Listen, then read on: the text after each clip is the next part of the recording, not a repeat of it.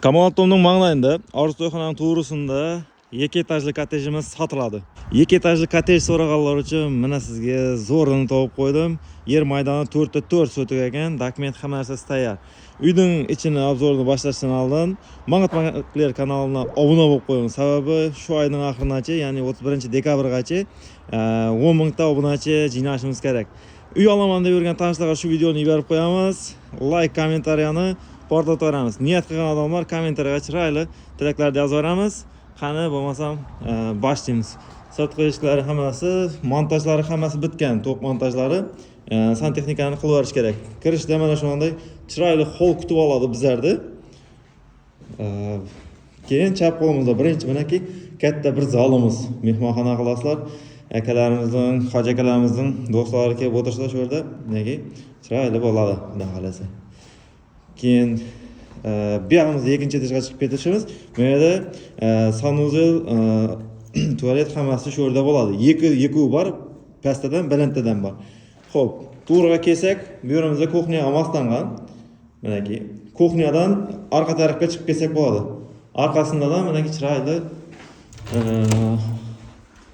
xodlari bor manaki. Bo'sh joylari manaki ko'rib turibsizlar bo'ladi. Fundament hammasi stashkilab qurilgan. Sho'r kuxnya. Ikkinchi etaj plita bilan bostirilgan. Bu yog'imizda manaki yana bir spalni mehmonxona qilib qo'ysangiz ham bo'ladi, mehmonlar kelgan vaqtda. Ya bo'lmasa, detskiy xona qilsangiz ham bo'ladi. Mana zinalarimiz ham ajoyib qilib ishlangan.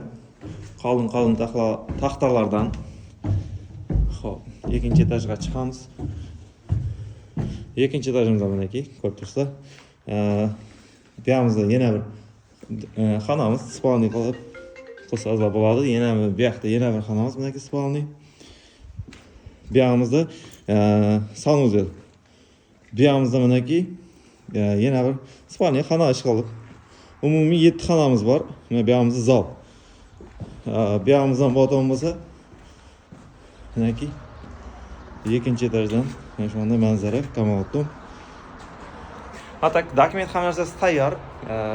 Bu yerda narxini keladigan bo'lsak, narxini aytishdan oldin like bilan podpiskani bosib qo'yinglar. Buning narxi 450 million so'm aytiladi. Srochniy zattirish kerak ekan.